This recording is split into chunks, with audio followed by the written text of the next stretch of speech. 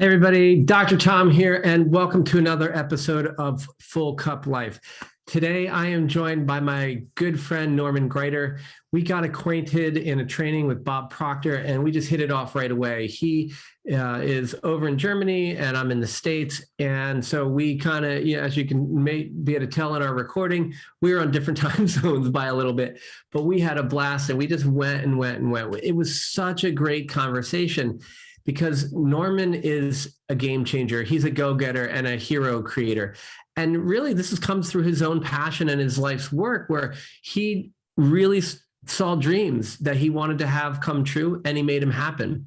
And then he's really become like just an amazing keynote speaker and mindset coach, because he wants to share this passion with others. So we're going to really dive into all the things that get us going. We're going to dive into some of our favorite books and quotes, and we're really going to be talking to you about how we go to the next level, right?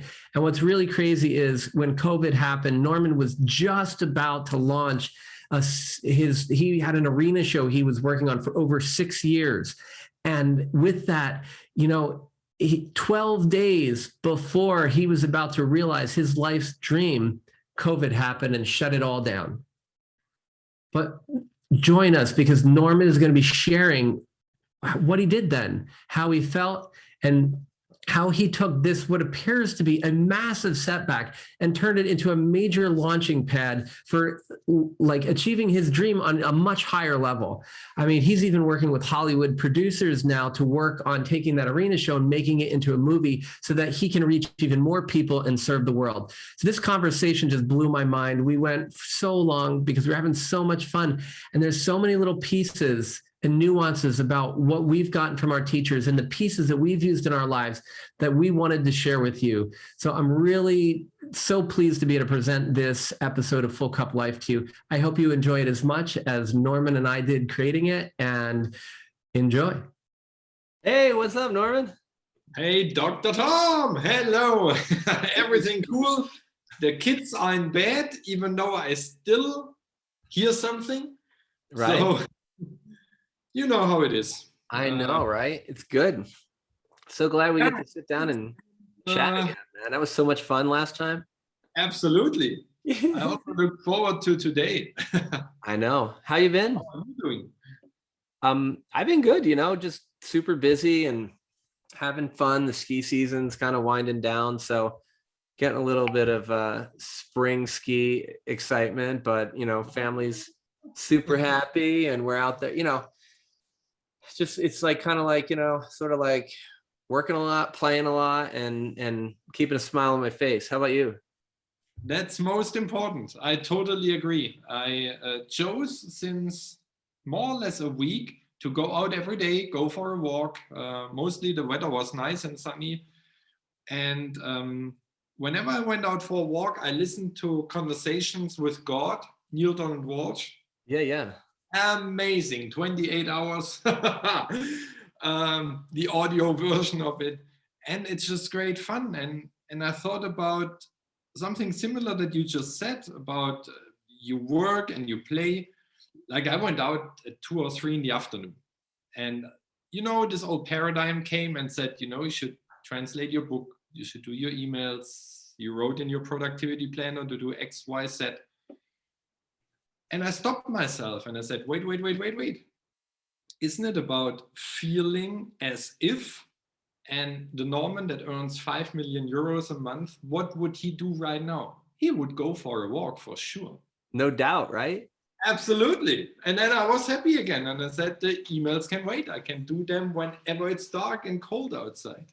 So it's interesting, because it's like, I think that's where a lot of people have the issue with it is like, how do I start to think about my goal as if it's already achieved, that law of assumption that Neville talks about. How do I assume that I'm already there, but I'm still here and I don't have the 5 million euro, I don't have the this or the that. Yeah. And, but as soon as we focus on that, it becomes this focus on lack, because I don't have it. And I think you just said it really, it was really cool. What would the Norman who already did this, what would he be doing? Yes. And we have to act like that person already, so that the universe is like, oh, he means business. Mm-hmm. And because I think about it, I'm like, the cool part is, since all creation's already been It's done. created, Yeah. and we just have to bring it back into our vision. We know that there is a part of Norman who's already knows how to achieve that. So why don't we take action like that person who's already done it? And that's how that's how we get there. Yeah. And it's thinking about how you can change. Like I totally changed my style of walking, like imagining that. Like the way you hold your body. Yeah, like I was walking quite fast and yeah, with a good speed. And after I thought about it, I changed. I walked slower. I walked with more intention. I walked imagining that every step I take kind of leaves a ripple effect around me, like every step makes sense, that I'm in love with the grass, with the trees, with whatever I see, with the dirt, because everything is one thing. And if we believe that everything is one, this basically means that my aura is going through the aura of everything out there. So it's all in one. And instead of thinking, oh yes, I know, while I'm walking, some clients will knock at my door and the big deal will be laying on my door when I come back, it's again lack. So I rather switch to, I love everything. I love myself. And I love the surrounding. And the God in me has created everything that's out there, the big energy. It's just to feel appreciation for the sun, for the weather, for the clouds, for the woods, for everything there is. Yeah, it's interesting because appreciation or gratitude is so important. I just think about, how can I be grateful for the things that maybe I don't like in my life, or the people who make it a little more, might be a little more difficult. And it's like there's that contrast, and I've been listening a lot to Wallace Wattles, and reading, and, in the science of getting rich and the science of being well. But he talks so much about how, like, don't get all upset with the corrupt politicians, right? Because they serve a purpose, right? And in God's plan for the universe, because without them, there'd be anarchy. Now, when they're no longer needed, that will be taken care of. But in the meantime, there is maybe a positive part. But also sometimes when you look at that, like you get like that negative, right? Like it's or contrast. So I wouldn't know. You said, oh, hey, I'm going to do my emails when it's cold and dark. Well, you wouldn't know it's cold and dark if it was always warm and sunny, or you wouldn't maybe even appreciate the warm and sunny if there wasn't the contrast. True. Yeah. And so I'm grateful for the things that maybe I don't like in my life too. And it's not always as easy, right? That's true. I realized about this topic, if you have a goal, and my favorite sign is, what would you love? It stands here. If you know what you love and you know your destination, then in my mind, and I'm sure in your mind as well, everything makes sense. But if you don't have this end goal, if you don't know where you are going, then the things that pop in your life are not really connected for you to achieve the goal bigger, better, faster, easier, whatever you like.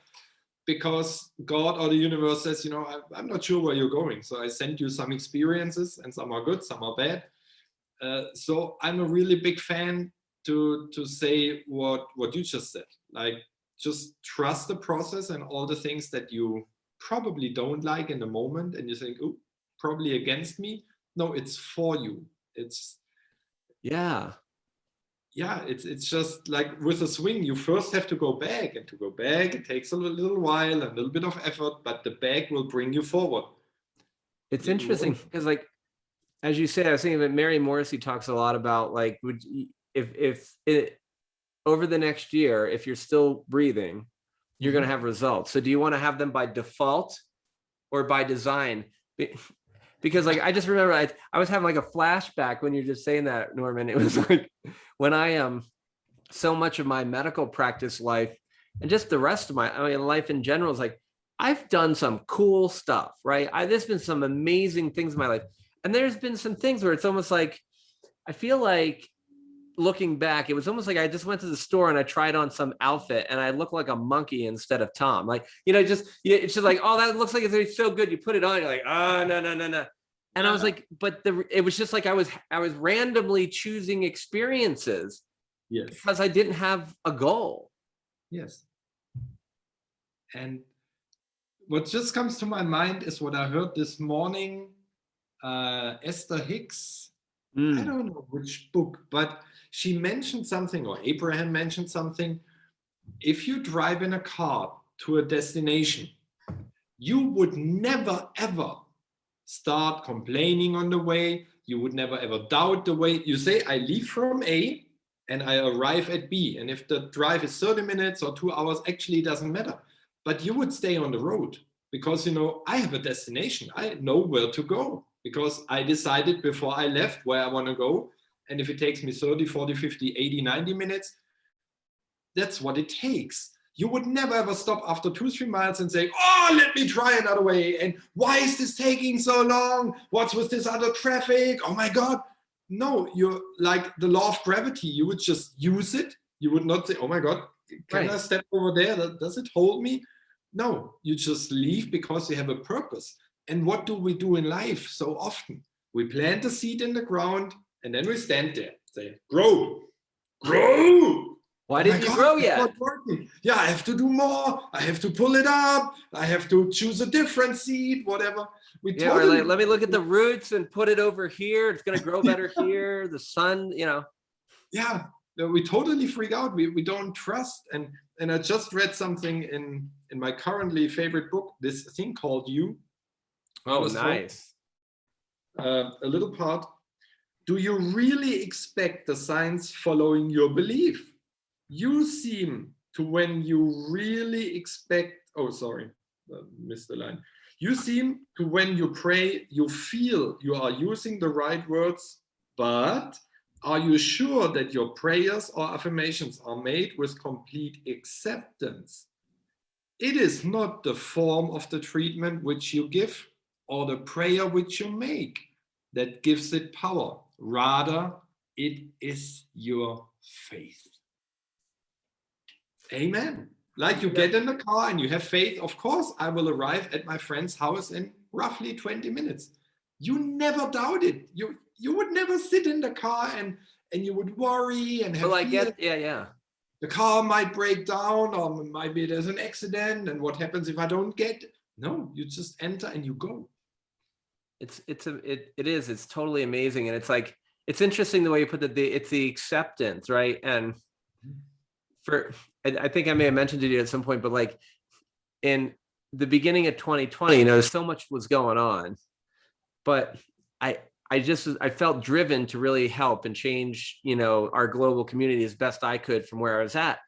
And I started changing the way I applied myself and really started creating a bigger vision and bigger goal and really bought into it. And at that point I was saying, you know, for like every 10 I put out, I get 1 back. And I was like, and all this was coming into my life. And I was like, oh, this abundance thing is great. So then I said, I'm going to up the ante. I'm going to say, I'm putting out 20 for every 1 I get, you know, because like in my heart, what I wanted to do is really make a big difference on the planet and in my own life. So I'm like, oh, that's great. That's great. And then fast forward to the end of the year, I'm like, I have never worked this hard in my life before. And then one day I was like, I feel like I've worked twice as hard in 2020 as I've ever worked before. And I've gotten a ton done and I've helped a lot of people, but I'm like, wait a second. No. Because in that thing, I didn't accept how valuable I was. Yes. Because I said, I have to do 20 things in order to be valued at 1.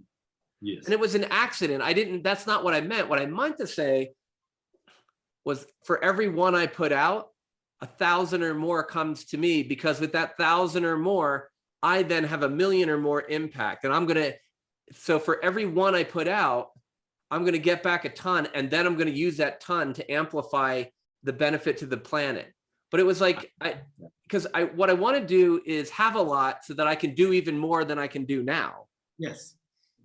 But I was like, but in that statement, I accept how great I am, because if I put out 1 and I get 1,000 back, I'm a badass.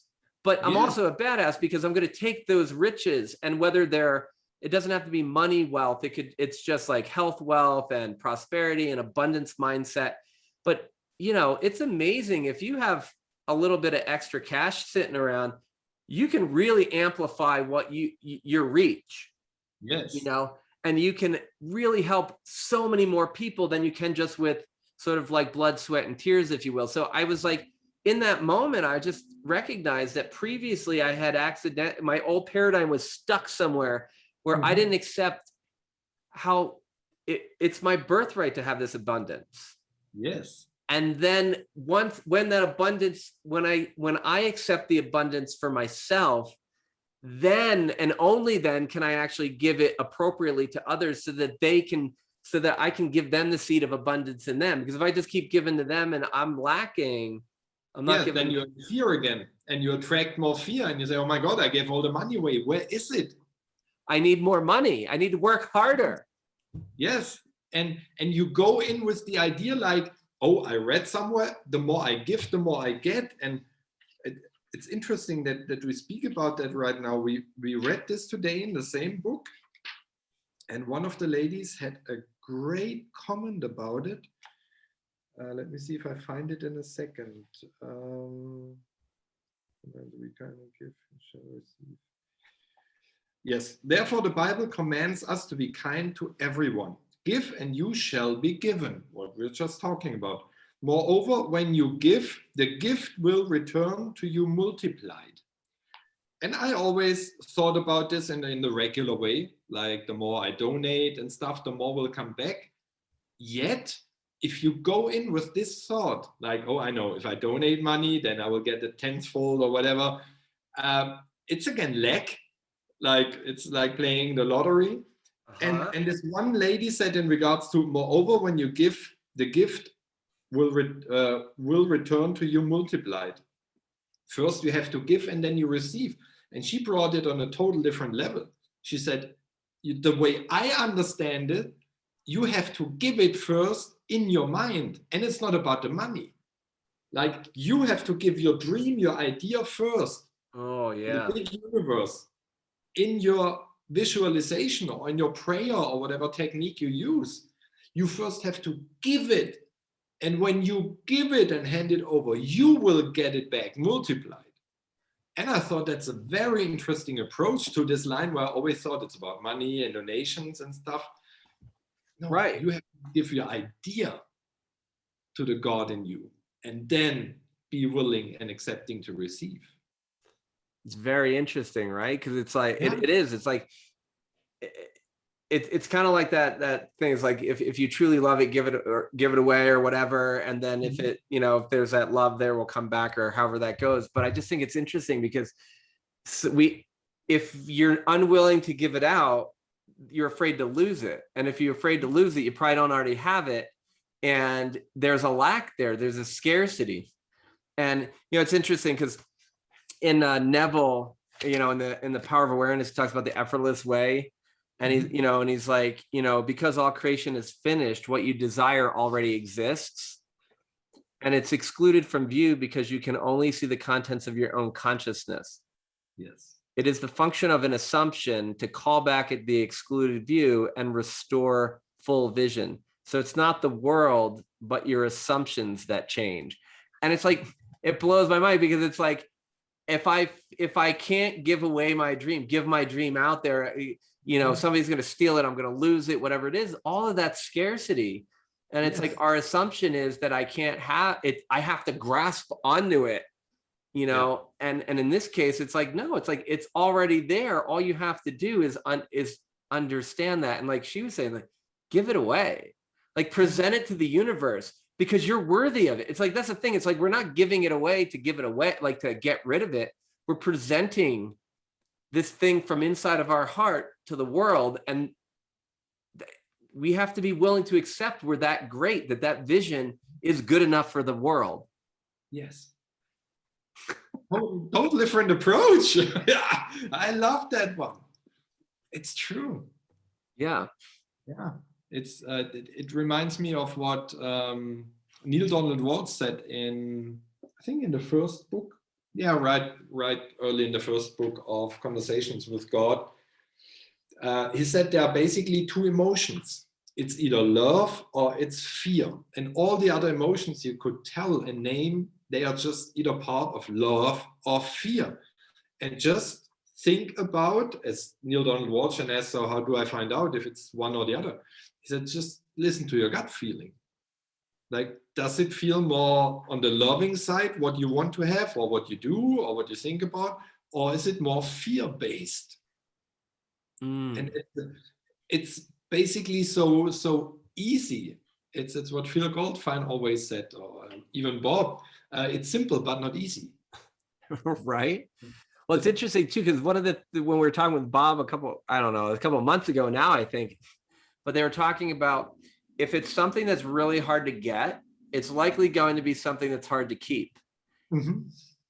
But when you get yourself in the zone, you get in flow, you get in flow with nature. Like when you see the athletes in the zone or the flow state, everything is so easy. It's like time slows down and they're just like, oh, reach out and grab the ball or whatever.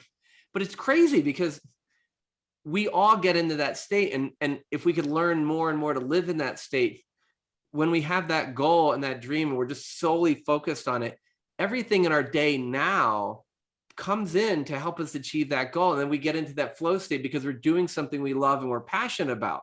And so when you do that, things that come to you when you're in flow with ease are likely to be easy to keep. You know, so I grew up learning you have to work hard to get stuff. And it doesn't mean that you don't put the necessary work in, but it's also like the person who has 5 million euros a month and then can create all this goodness on the planet, you know, that person is going to stop and enjoy every step along the way. They're still going to do the hard work they need to do. Yes. You know, but it's not there. I think you have to define what we mean, right? Because it's like, there's work that needs to be done in order to achieve a goal. And sometimes that requires more or less effort on a particular day, but it doesn't have to be difficult, you know, or hard in the sense that like, oh God, I can't stand this. You love it. It's like that Arnold Schwarzenegger video on like, he's like, I had a goal. I'm going to be like the youngest Mr. Olympian or Mr. Universe or whatever the heck he was ever. So he's like, when everybody else is at the gym going, oh God, I don't want to do this anymore. He's like, I can't wait for another 500-pound squat or deadlift. And they all thought he was nuts. And they're like, but every time I do one more rep, it gets me closer to my dream. Does that mean that rep wasn't difficult to perform? No, I put the hard work in, but I don't view it emotionally as hard. Yes.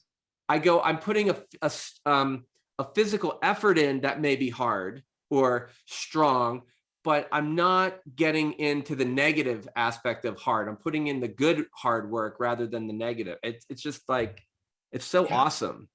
He connects it to something good. And I do basically the same since probably half a year. As one of my goals is to have a resident show in Las Vegas. I figured I want to buy Cirque du Soleil. I mean, they're in Vegas anyway, and they're the best in the world when it comes to flying through a venue and stuff like that. Right. So I checked on YouTube if they offer some fitness workout training program, and they do. And I started middle of last year, every day, a couple minutes, every morning.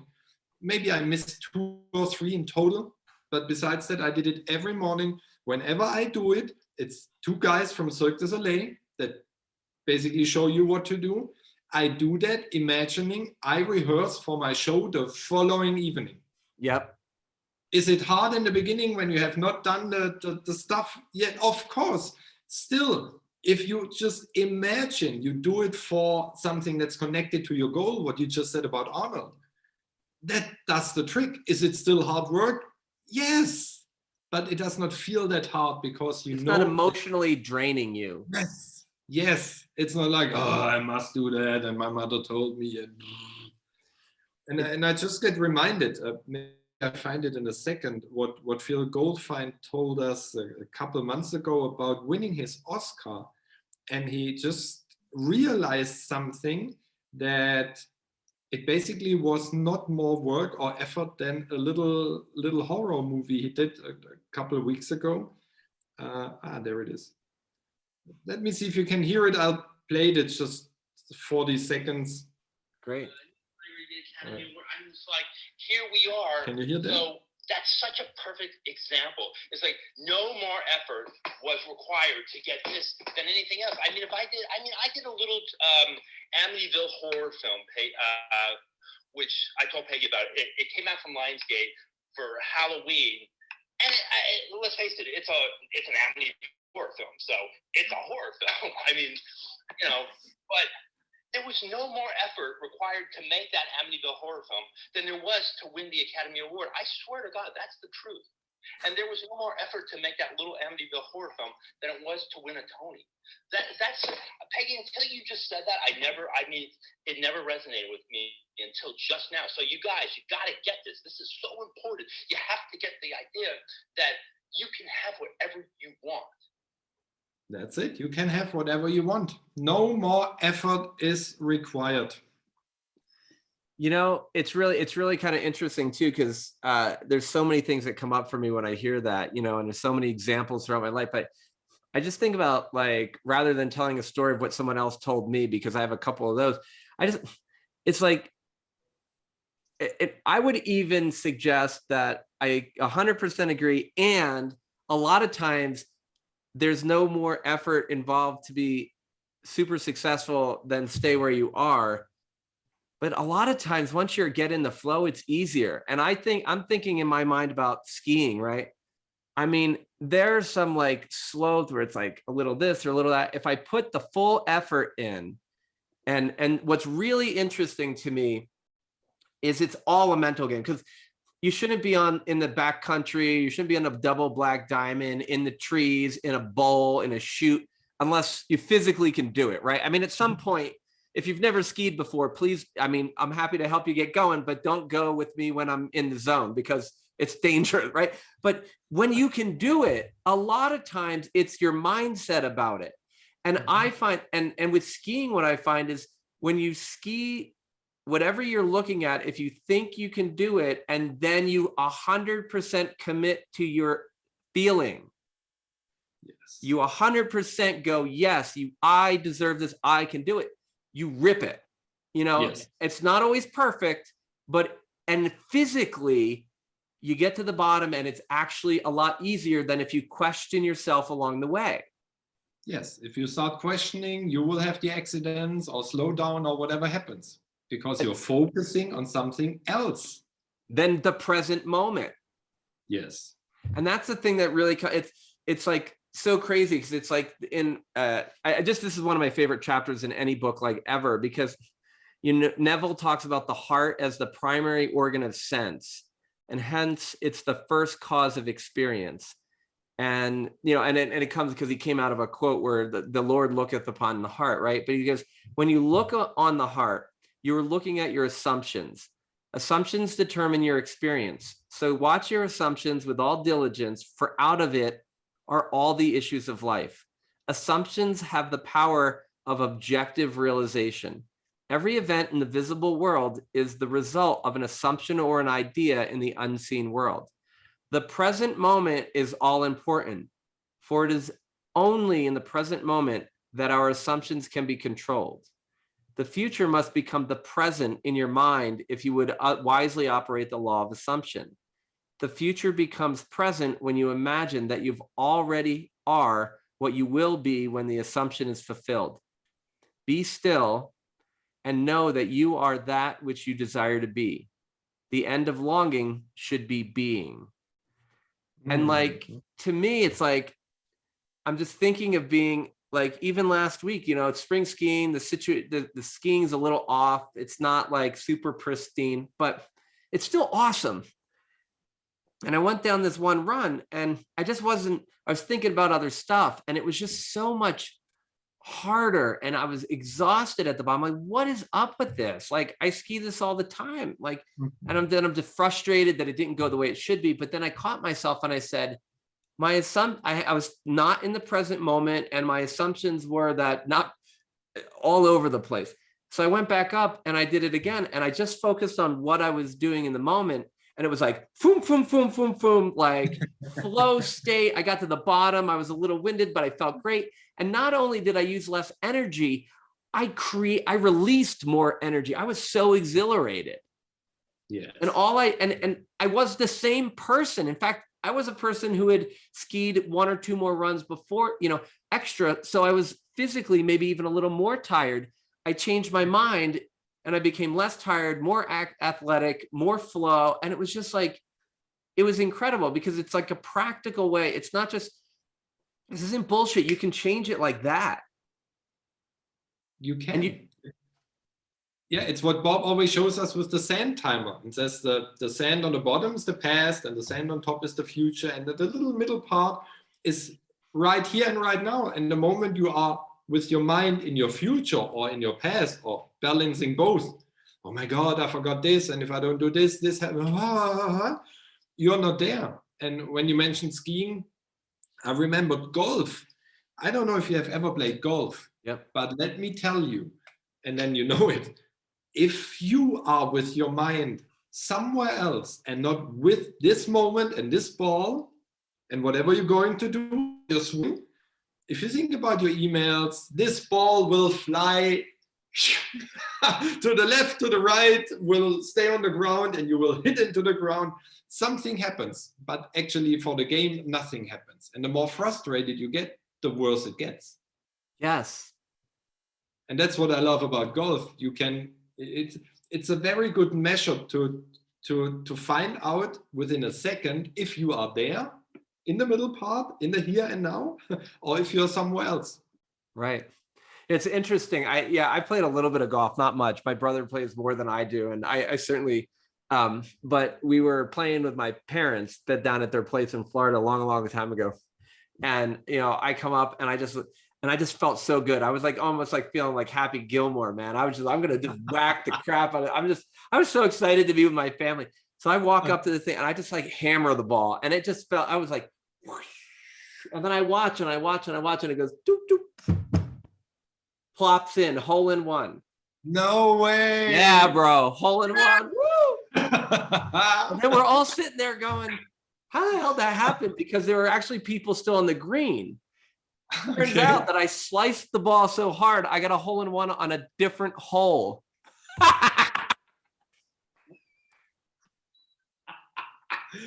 Is this still a hole in one? But it's a hole in one. All right. It's so bad. I almost hit somebody right in the head. I was like, oh my God. But they're all standing there and this ball just drops between them and clogged right into the hole, into the cup. And then you walking up to them, did you see my ball? But it's like, how do you look at it? You're like, oh shit, I just sliced the hell out of the ball. I screwed it up. I was like, this is like one of the best things that's ever happened. Yeah. Why not have fun? Absolutely. And this is it. If you have faith, if you believe in yourself, if you are fully present, if you have fun, if you are in the moment, that's it. And people usually think, what do you mean that's it? I thought I need to study and do a course and pay $50,000 to know the secret. No, that's the secret. Just have fun. Be yourself and have fun. And that's it. Yeah. Well, it goes back to like love and fear, I mean, to me, like, I'm just sitting here like, I'm just dying. I mean, I feel so good just telling this stupid story about getting a hole in one. That's not, I mean, yeah, I know, yes, golf fights and whatever, like, yes, it's not a true hole in one, but who cares? It's your perspective. I thought it was hilarious. Everybody in my family thinks it's nuts. We laugh about it all the time. Everybody I talk about, their head goes back, this is like everybody wants to get a hole in one. And then it's like so funny because I watched the look on your face. And you're like, when I got a hole in one, you're like, oh yeah, that's really cool. Then I told you like, well, it was somewhere else and I almost hit someone.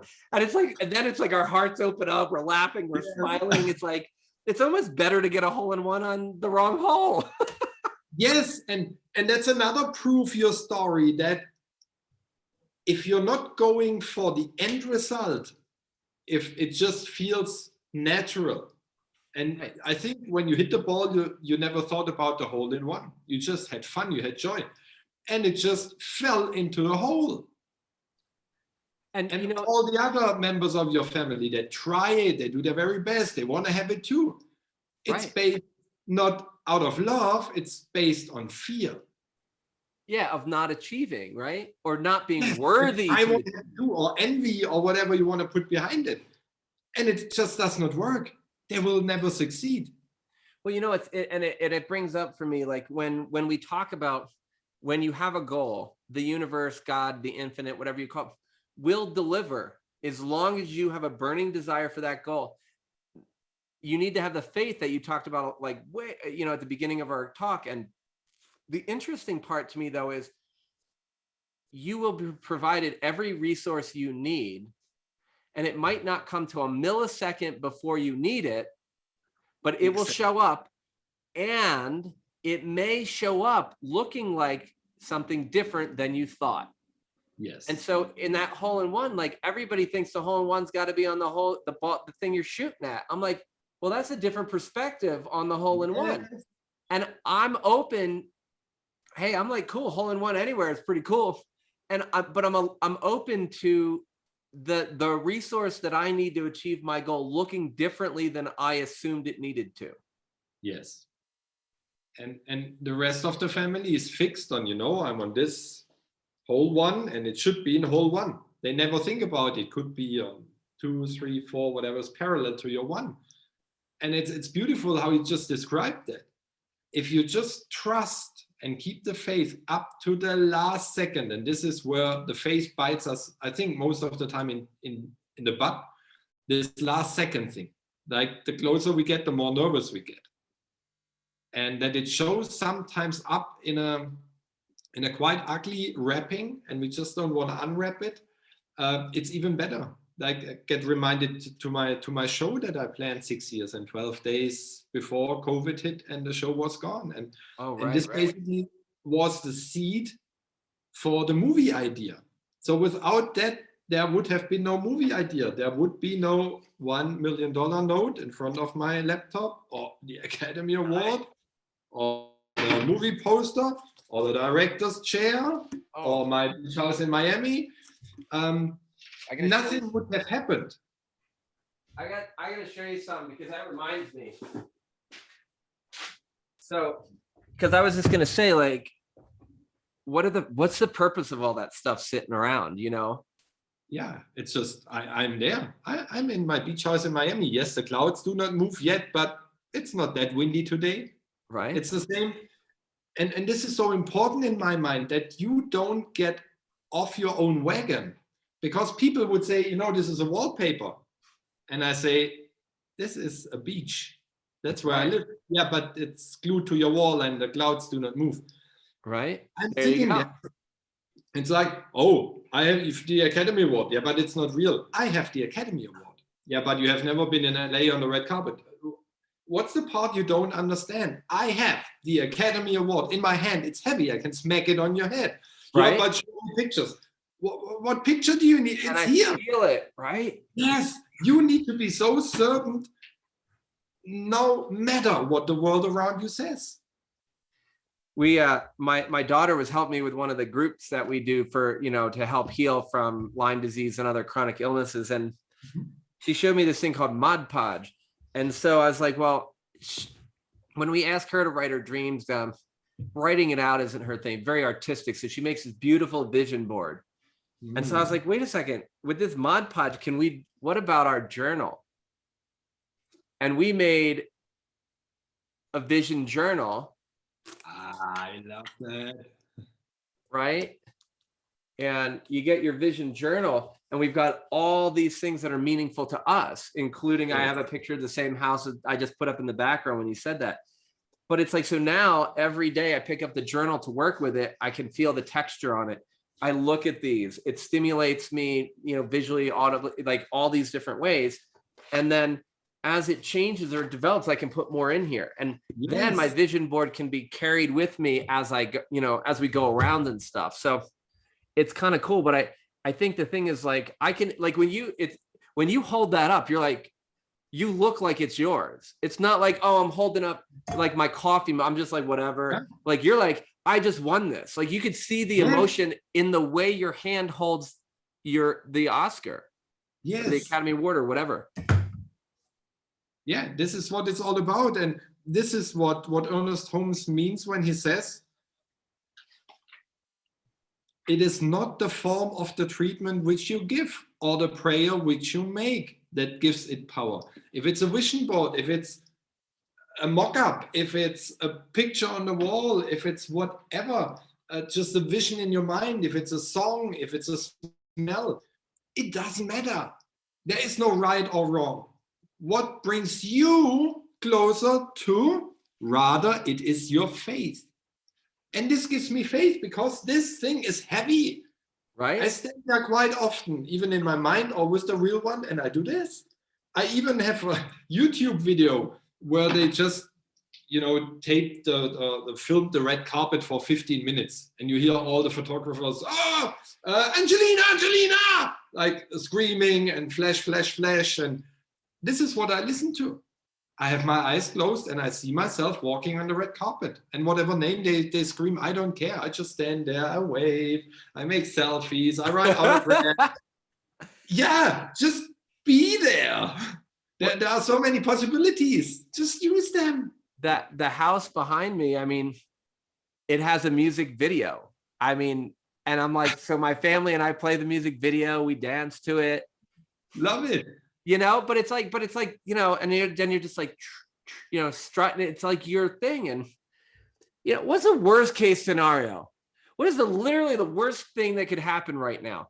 You could not get that Academy Award. You could not get an Oscar. You might not be on the red carpet. It doesn't matter because look how much joy just telling me about it, holding it up brought you. I felt great for months and for years. You changed my day just by seeing the enthusiasm in your face. Like, cause you're like, I'm like, I should be doing something even bigger. Yeah, and even on my cell phone, like the picture in the background, it's me holding the Academy Award with my tuxedo. Everywhere, I have the ballot where we are nominated in 7 categories. Like I said, surround yourself with the things, polish the Oscar, feel it, taste it, smell it, lick it, whatever. Get all 5 whatever emotions. You would do in the real when you had the real one, right? Yes. And I thought about it 2 days ago, the moment I have this, and I think when you go off stage, they take the Oscar again from you, that you don't have to hold it. And I saw myself rejecting that. Like, no. And I would come with a backpack that has written, I'm an Oscar winner. And I carry this Oscar like with his head sticking out, this little backpack with my tuxedo. And people would probably take 1 trillion pictures of this freaky guy that just did not put his Oscar down again. Right. No, it's fine. He comes with me. It's like a baby. Right. I even thought about traveling with him.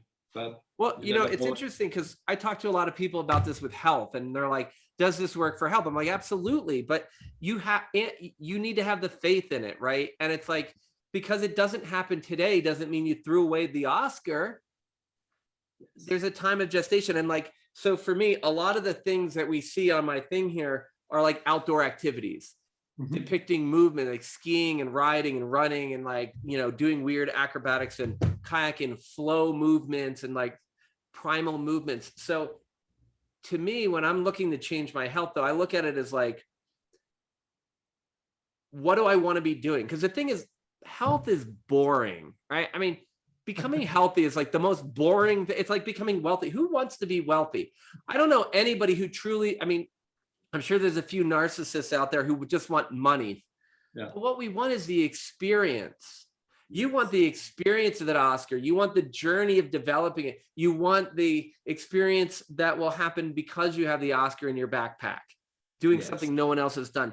And so when I look at this and I look at the health, I go, I have dreams that are incompatible with not being healthy. Yeah.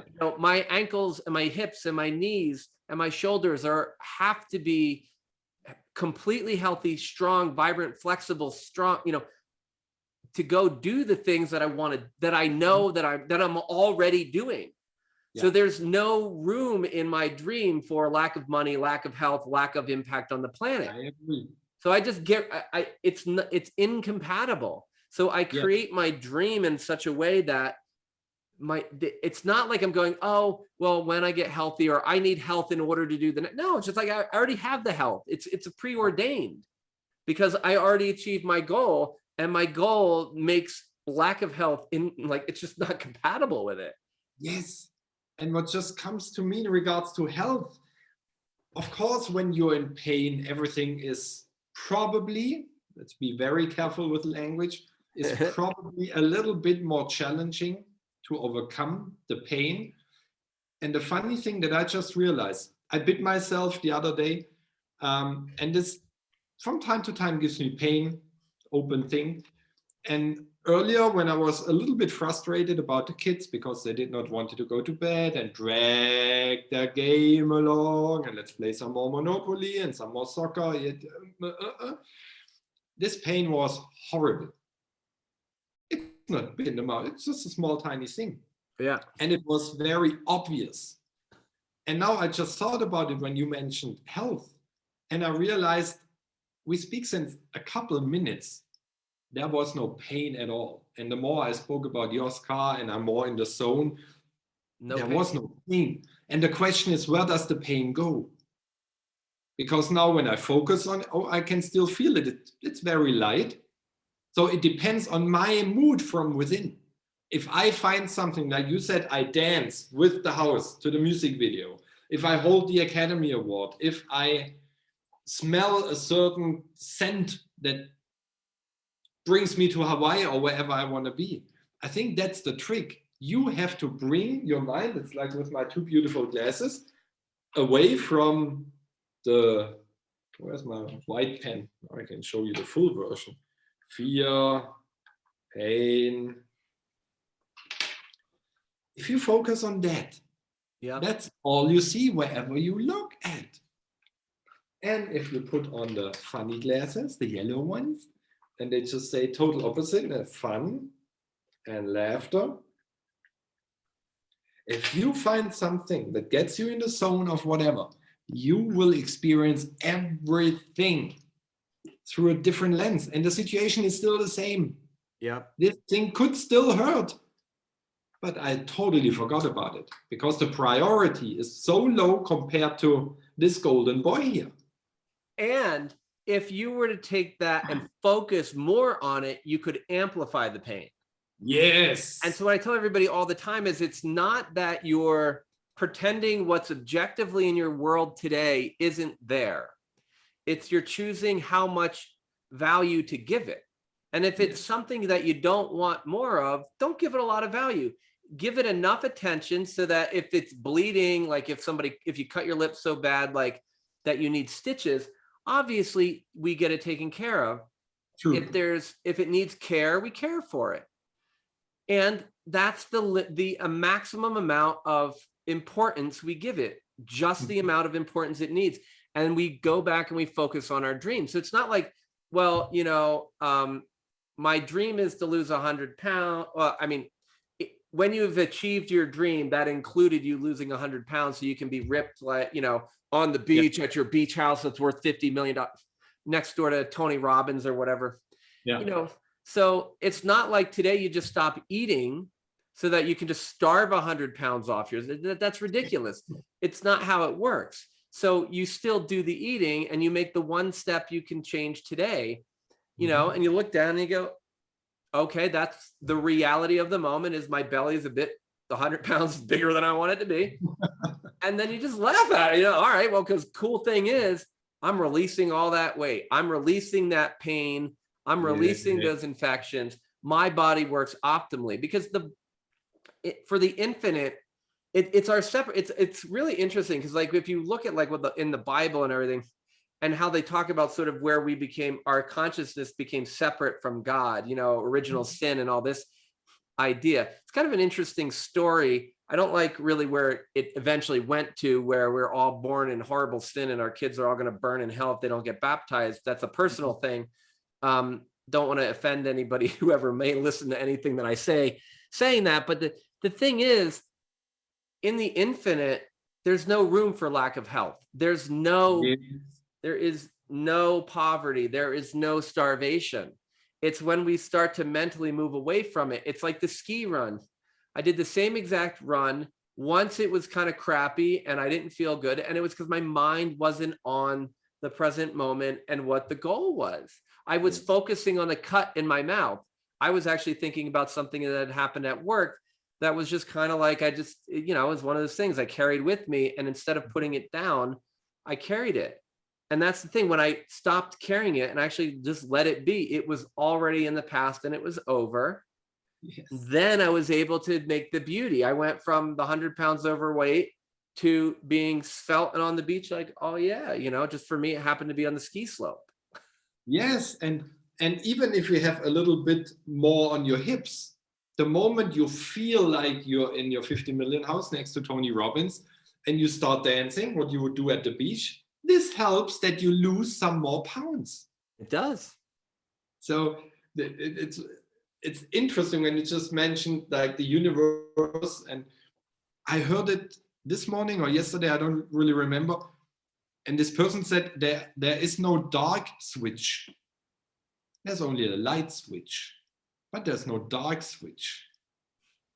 Like you cannot invite darkness into your life, but you can get light into your life. And this is probably, we've talked about this the last time, I'm not 100% sure, and still it's so good, this light switch we have, that within the blink of an eye, you can push the button and there's full light. Even though if this room was dark for 50 years, there's no argument that the light has to argue with the darkness. I know you have been here for 50 years, you have been the ruler, but now, you know, I want to shine a little bit. Maybe we can get to know each other and I just shine a little bit, and over the next 5 years, I can make it brighter. No, the moment you hit this light switch, the darkness is gone.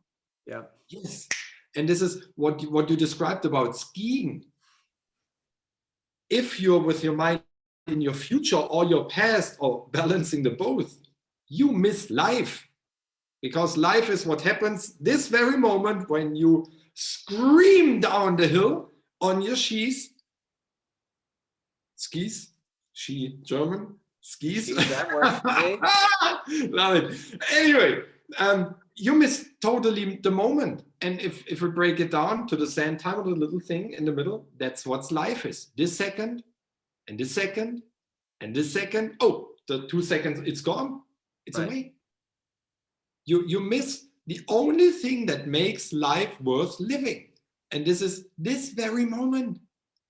It's so interesting, because I was going to say, like, and with the recent spring skiing, it's crazy. Like when it gets cold, really warm during the day and really cold at night, in the morning, you've got ice, you know, which is, and it's not that much fun, but there's this point where when you're skiing on things, if your edge kind of starts to slide, you can freak out or not. And it's even when the conditions are pristine, I see that a lot of people are sliding, right? As opposed to putting their edges in, say like on the groom trail. And it's so interesting that edging and trusting and being in the moment and letting your skis do their job is actually easier.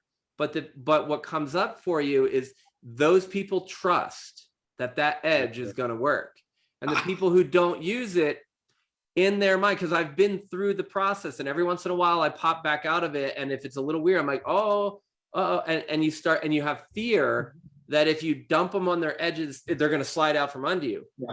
But they basically have, it's almost like a hockey skate on either side. I mean, they have sharp edges. I mean, and if you put the edge in and you trust it, because if you put the edge in and you're not trusting it, you're going to be stiff and you are going to fall. But if you roll your ankles and allow your knees to kind of come over, those things cut. And then you're in the flow and you feel it, man. The feedback, it's like, it's a completely different experience. And you're like, whoa, now I know why people lay it out on the side and just, you know. Yeah.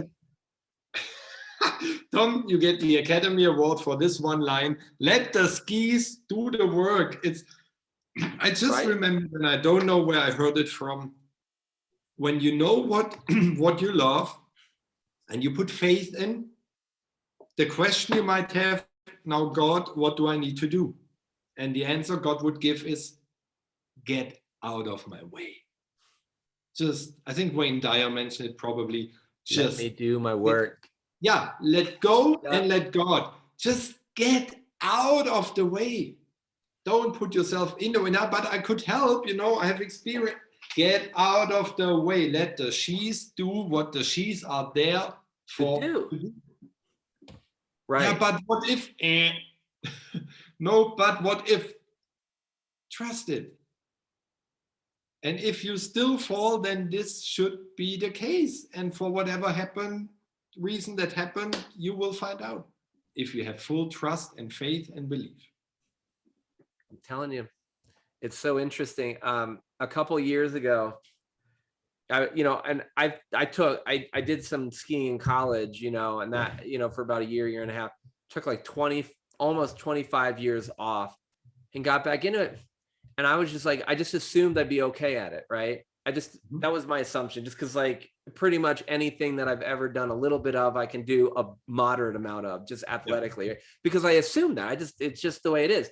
And then there's those few things that I want to be really good at. And the old paradigm is like, you can be good at a lot of things, but you're not going to be really great at any one of these things, And so I was just like, well, I don't buy into that. And I was at a conference one time, just walking down the hallway, and I just thought to myself, in about 3 weeks, I had a trip out to Utah for a conference we were running, and we were going to ski during the day. And I'd been back skiing, telemark skiing. I did like 2 years and a little bit, maybe 3 days the year before that. So not that much. I mean, probably total of like less than 30 days in 3 years, right? It's not a lot of skiing.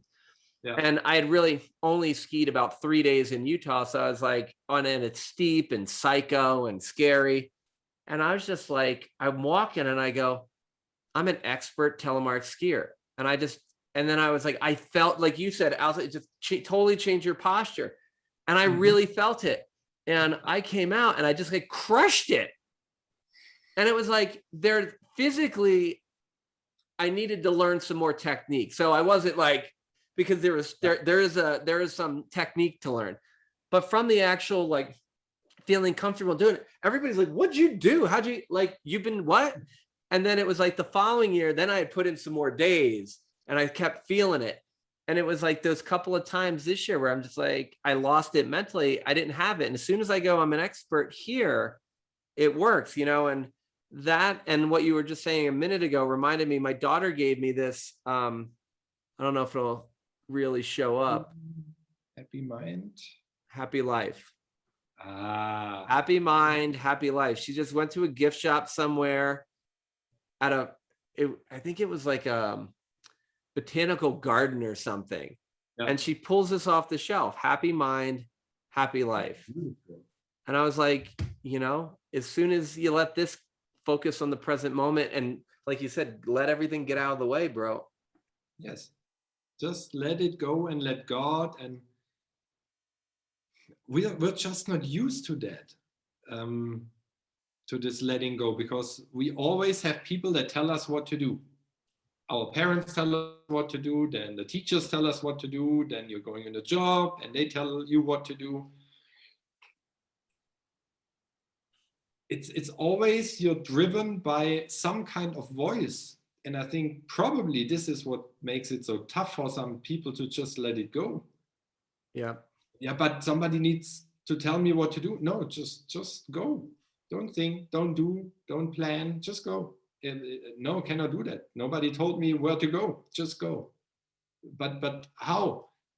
It's not your job. Trust, go. I cannot do that. It's so funny when you say it, 'cause I'm just thinking about skiing. It's like, this is the last couple of years have been like,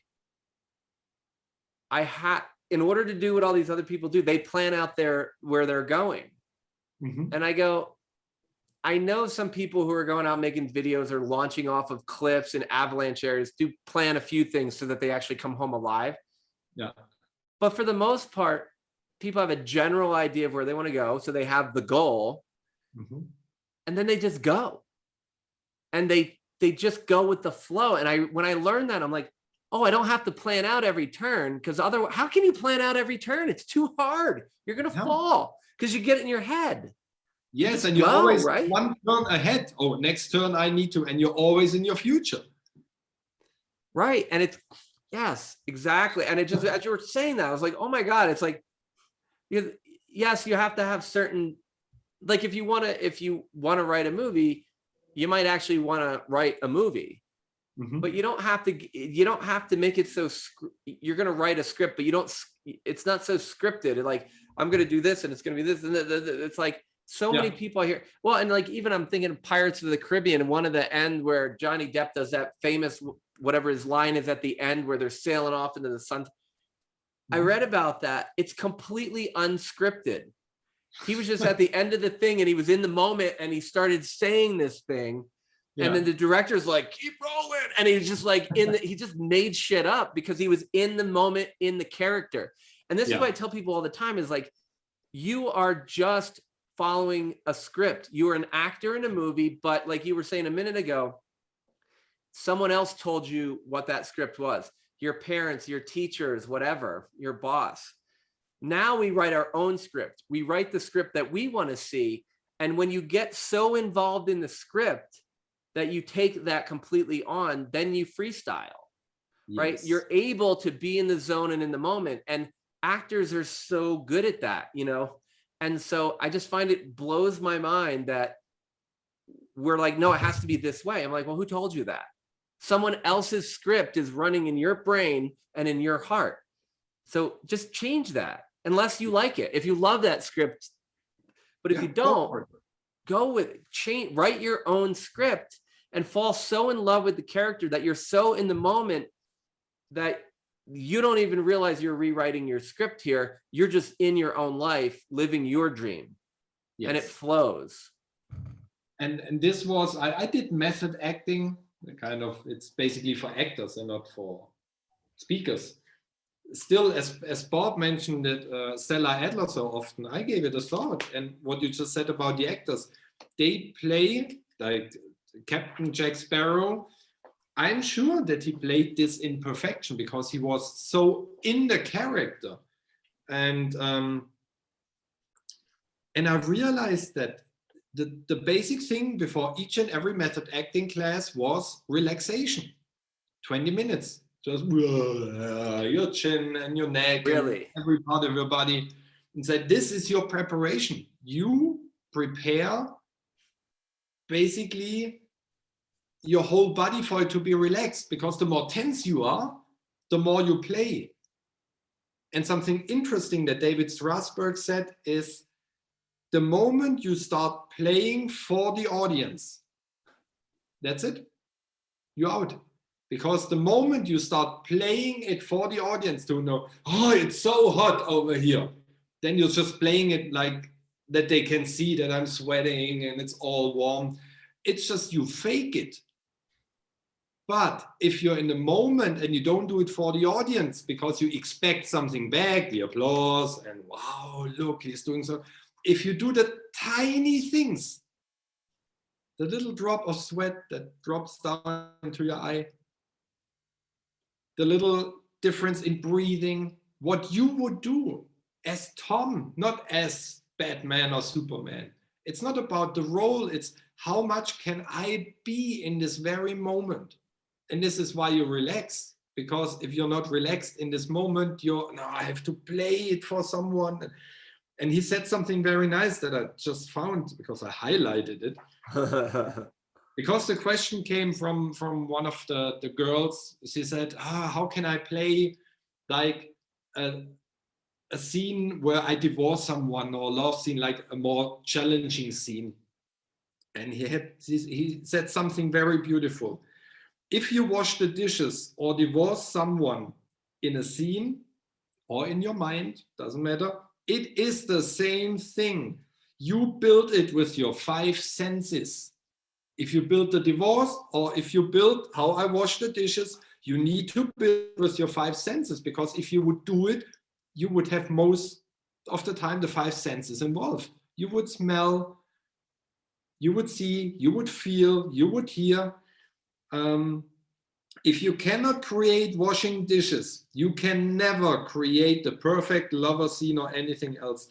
The focus is not to develop the result. The focus is to develop a reality we can inhibit that will free us up to many results. Be in the moment. It's not about, oh, I need to get those 5 dishes done. Oh, the end of the scene is we are divorced and we throw stuff around. That's the result. But again, you miss the moment. You're jumping ahead. Like if you have a fight with your wife, you would never predict in your head in 5 minutes we throw glasses around. This Right. just happens in that moment, or it does not happen. That's right. Yeah, trade your armor. Like, I have to show it with your heart. Life is the current reality in little details. Relax and concentrate, simplify, then you can conquer everything. When you create things, you will focus energy into the scene. Keep creating based on your imaginal activity. And this is, what do I do in this very moment? Not what do I do in 5 minutes. Yeah. All the actors are master manifestors. They just don't know it. They are all trained to do this, what we pay a fortune for, to get it into our mind and teach it to other people. All actors are professional manifestors. They do it in perfection when it comes to their role, and when it comes to their private life, it stops. They never built this little bridge. They have to write the script. Yes, and they don't do it. They just take the script where they play Superman, Batman, Joker, whatever, and say, I can do this perfect. And they live this role, and they never get the idea if they would write a script for their own life. They could use the same technique. The 5 sentences, the being in the moment, the little details. It's not that it's important to hold it like that. The importance is, how does this film role feel? Just this little part. Can I sense this even without having it? Just in my mind, if I move my finger, can I sense this little part? It's not about touching. It's the big thing. It's the little things that makes it real. What you're saying about the method acting, I mean, when we talk about, are you paying attention to the audience or the external world? Are you letting them dictate what your results could and should be? Or are you creating your results from inside? Yes. From your heart? And that really struck me. Yes. Because whenever you play it out, you expect something back. And if you expect something back, you're not in love. You're in fear. Oh my God, I have to over pretend that they clap at the end. And it's interesting too, because when you're saying about, and I don't know any of these like huge actors like close, so I can't comment, but what I can imagine based upon what I see and hear is that, like you're saying, their perfection in these roles where it all just comes from the heart and where it's all inside. Then when we go into our personal lives, it's like there's so much external pressure that they just, without that like really hardcore personal script, we're more worried about what everybody else is saying outside of us and about us. And even if they're really good, I can imagine still even maybe just to distract, even just because what other people outside are thinking is a distraction to you. It pulls you just a little bit. It wears on you. It's like you're worrying about what all these people think. And I even think about my work. It's like, I care about my patients. I want them to get better. I do to some degree, to a lot of degree, care what they think about me. But to me, it's more important that I do the right thing for them, whether they like that or not. But it still weighs on you. And I mean, I think that when we bring this around to like what sort of everyday people, just, doctors, lawyers, McDonald's workers, bus drivers, whomever, who maybe don't have, box office hit movies to their credit. But the vast majority of us, we're so in this script where it matters what the people outside of us say. And even if I believe that it's more important what I think about and what I'm doing the right thing, I'm still kind of being pulled in all these directions.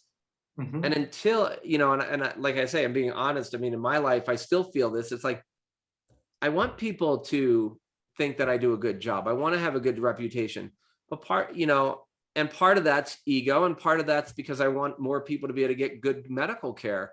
But it's interesting though, because even though my number one is to their best interest, even if they can't see what that may be in that moment, it's hard because we're still people who care what other people think. Yes. And imagine the power we give away. It's also something that Wayne Dyer used to say.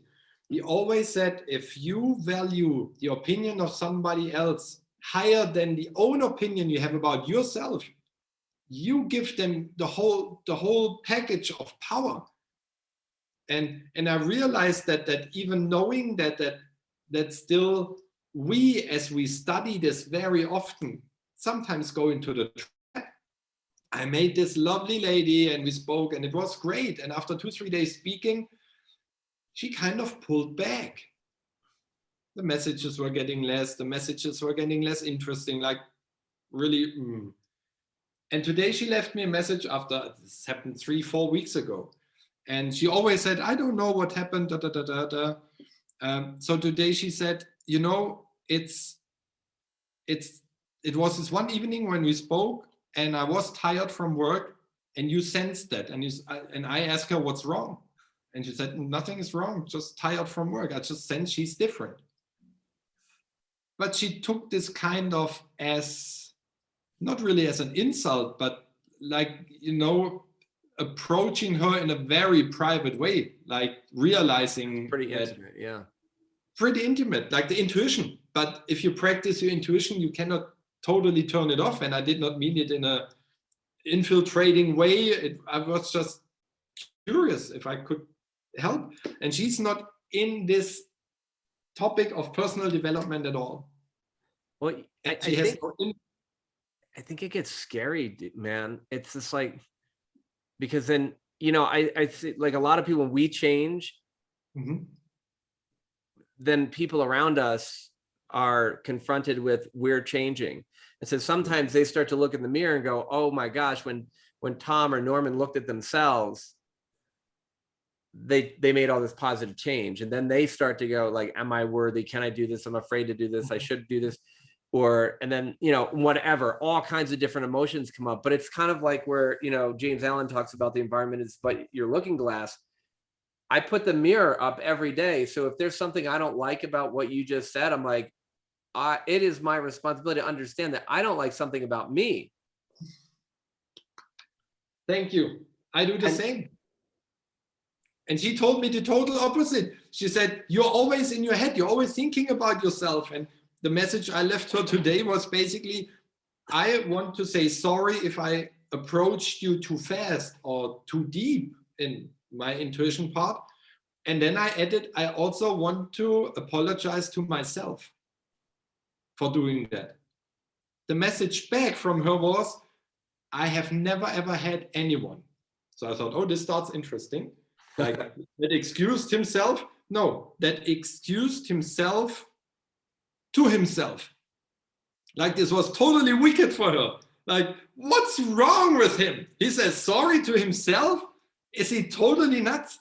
And still with all our practice and training and masterminds and conversations, I still thought about it 10 minutes. And this little stupid devil in me questions what I do. I've really had questions in my mind to say, am I really a weirdo? Right. Am I so off from regular people? I realized, yes, I am. And still, this little doubt stuff comes in.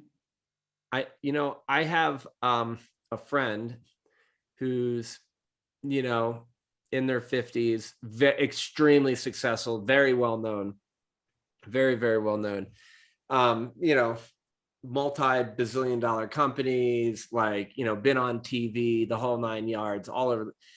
And she was like, you know, looking for her partner, you know, and she gets on like Match.com or whatever the heck was, do one of the online dating things, and was ultra specific. This is how I am. This is what I'm looking for. This is the way it's going to be. And all these guys wrote her back, like, what are you, some kind of bitch? Like, blah, blah, blah. And like, everybody's like, you're never going to find that. And she's like, you know what? I'm going to, because this is exactly who I am. And yes, if this is who I am, and I have the idea that there's a perfect guy out there for me, because I have that idea, that must be true. There must be that person. Yes. And she just made it like even more precise. And then this guy goes and reads it and he's like, shit, that's exactly what I'm looking for. And so like, and so she gets together with this guy and it's like their relationship is perfect. Yes. Because she was 100% crystal clear and he was 100% crystal clear what they wanted. Yes. And they went like this because it was like they both were crystal clear and they're like they're disgusting. It's so cute, you know, because it's just like it's all like this, and this is what his work is, this is hers, this is when they travel, this is when they could travel together, this is when they can't, and they're like two peas in a pod. And she didn't have to go through 6 more people because I think I don't know the whole story, but I think she'd gone through a handful of people before that just weren't worth it. And it's like, it's not that there's anything wrong with those other people, but they're just not for her. Yes, and there's nothing wrong with her, and that's the important point. There is nothing wrong with them. All wrong with her. Right. There's nothing wrong with any of them. Yes, they are all right, but not made to be together. Yes. Yes. And it's like crazy because like, and then everybody's like, well, I wish I had what you two have. Well, that's because you lowered your standards. Yes. You decided that you were not worthy of what you want. Yes. Well, no shit, you're going to get what you don't want. Yeah, and the moment you're in need, you take it all. It's like a drive now. Oh my God, right? By every drop of water, you say, thank you, thank you. It screams at you like, no, don't go there. But it's water. I'm dry since many, many months. Just give me water. Yeah. It's so just true, wait man. until the last second. And in Neville Goddard's book, The Law and the Promise, I think it is, there's a beautiful story about a couple and they wanted to buy a house, but they did not want to invest. And they had different offers on the way. And the most beautiful line that gets repeated at least 4 or 5 times is, we looked at it and we did nothing. Like it was 40% towards their goal, but it was not 100% and they did nothing. So the guy came back and then raised his offer and it still was, let's say, 70%. We looked at it, we said thank you, and we did nothing. Because they said whatever we had in mind is not what we see in our outside world and we're not going for less. At the end of those couple of weeks, they had exactly what they wanted. They did not pay 1 cent for the house they built. Everything came as planned. If they would have jumped on the first offer, it would have been maybe close, but still only 40–50%. We need to be brave. Probably brave is the right word, to just say, you know, I have my list, whatever list, let's take this, and this is how it is.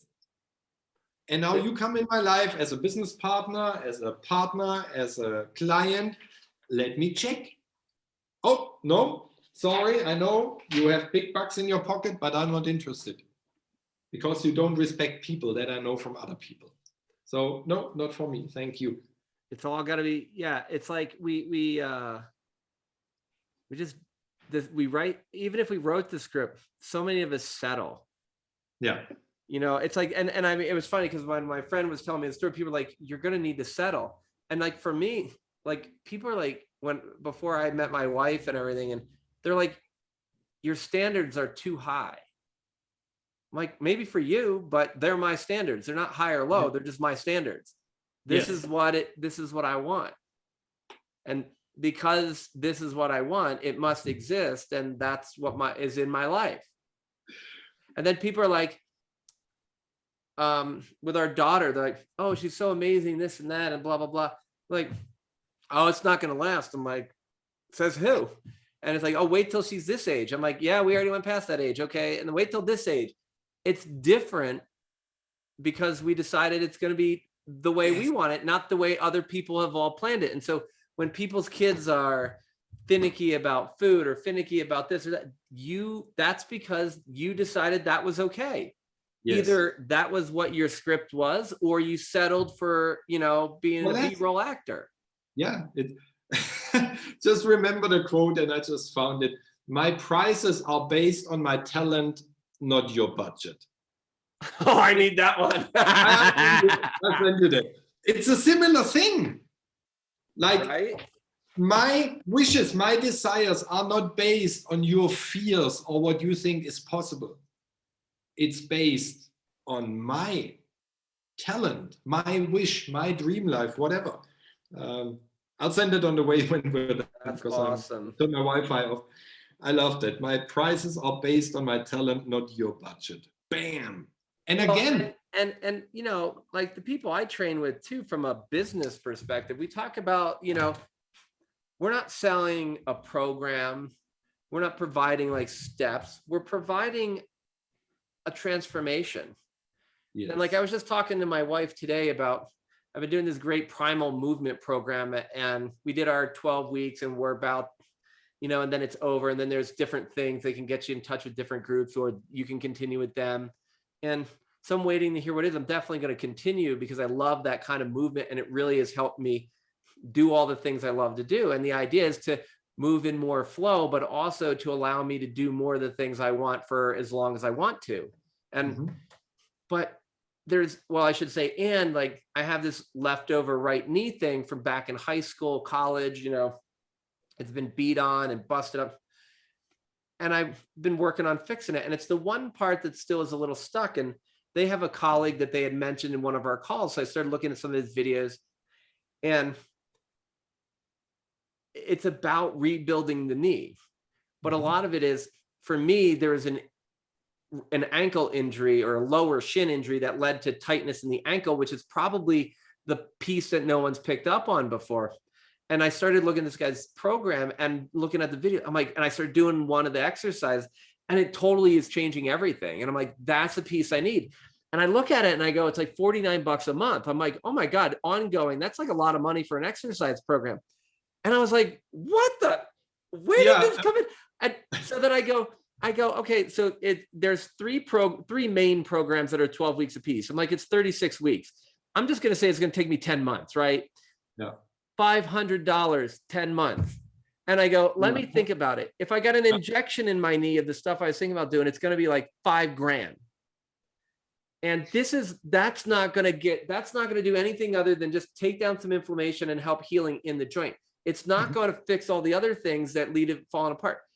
So if I put the work in and I get the guidance, I write the script that I have bulletproof knees and ankles and my body is strong, and then I follow a program, $500 is like free. If my knee and my ankle, or I should say, my knee and my ankle are working amazingly well and they're super strong. So, but I take those steps every day and I utilize a program. If the transformation is, I can have, my knee feels amazing. There's not pain in it. There's flexibility and strength in the knee and the ankle. And then my skiing goes even better. And all of my riding and all of my movement and all of my time walking up and down the stairs with my family, like all of the things I want to do change. That's priceless. Absolutely. Especially if you ask the Tom that sits on this balcony on the house or in the house in your bag, where you earn $1 trillion every quarter, year, month, week, whatever. How would he decide? Would he say, do I invest 500 in myself? If you sit on this balcony and you have $1 trillion on your bank account, you will laugh about it and say, sure. Can we extend it to 500? Sounds kind of cheap. Right. And it's interesting too, though, if you how many programs, one of the group, let me say it a different way, one of the groups I'm in is like, they wanted to have a thing where everybody got together with all the programs they bought but never followed through on, and just go through them all and like have like we're all going to just like do a Zoom call and once a week so we can all go through all this program. We'll be on doing programs for 20 years. Yeah, absolutely. But I'm thinking like that $500, it's not about the $500. And it's very interesting. I've done programs for $500 that I probably haven't even looked at.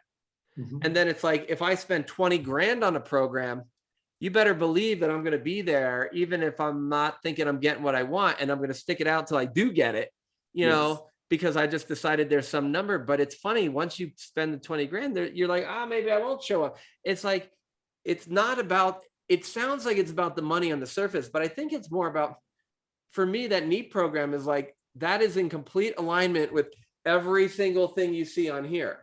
Yes. And that's the thing, is it aligned with my dream? So it's not about the money.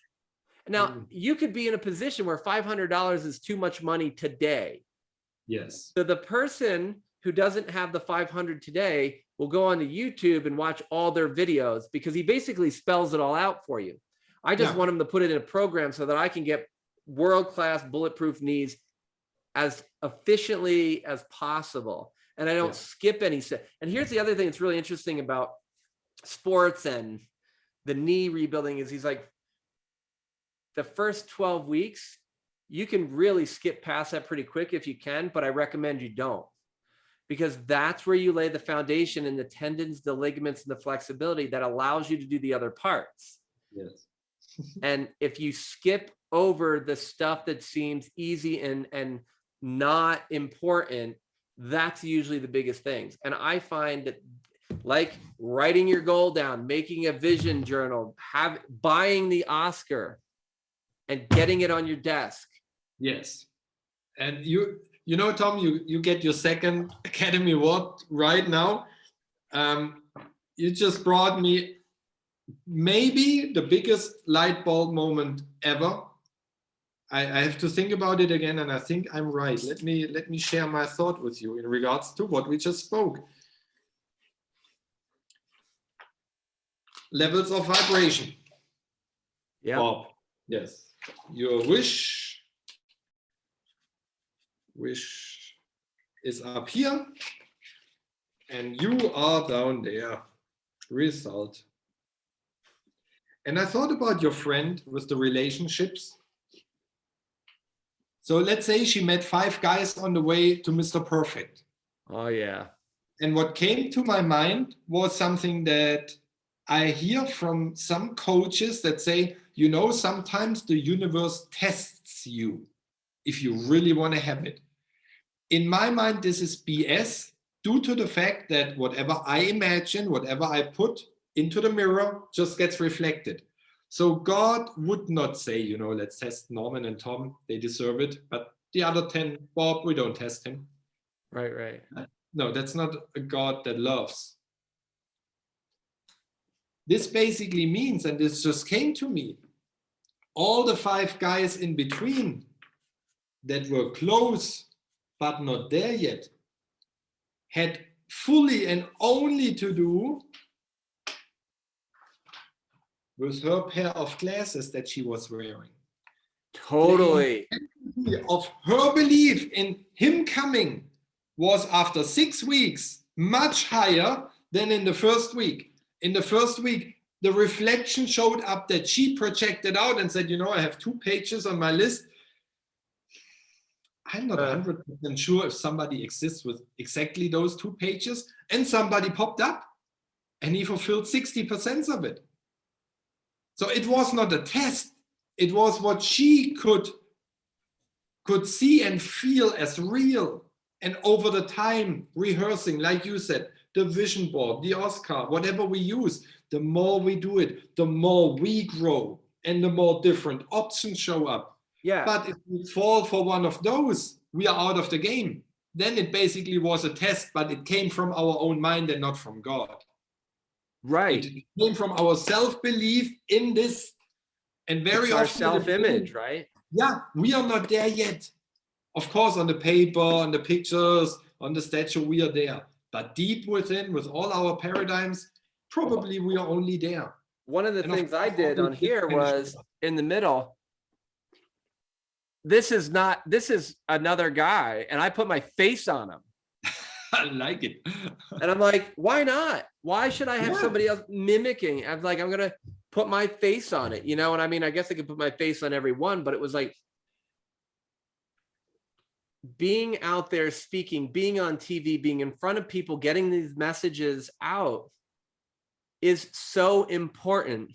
Yes. That was a part where emotionally I'm like, man, I'm sitting on the couch with Tom Billieu. All right, cool. And I'm like that and something even more. It's like, I'm going to get an Oprah one or whatever, you know, it's like, but it doesn't matter. It's what it symbolizes and the emotion it brings up. And I was like, because what was interesting is, like I see, like to me, it's like the guy doing a muscle up with ripped abs is really not that far from what it is, but that picture just symbolizes something to me that may appear to be vanity to others, but it's not to me because of how much being outside and pursuing athletic things and movement means to me.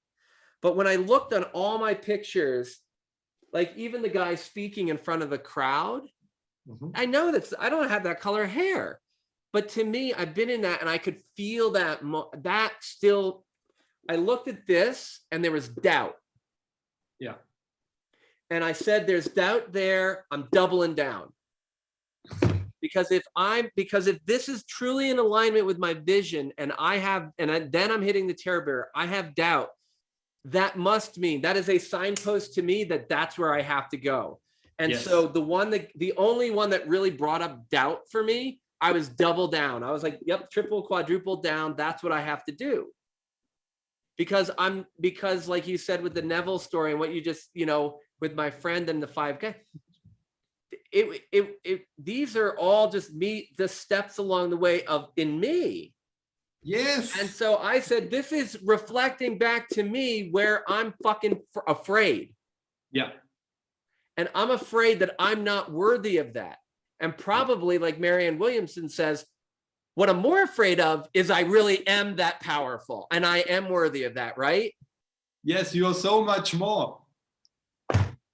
Right. So much more. When I show up to be that person on that stage, then I have to, part of me was taking a swallow because I have to take the responsibility for what you just said is that I am so much more.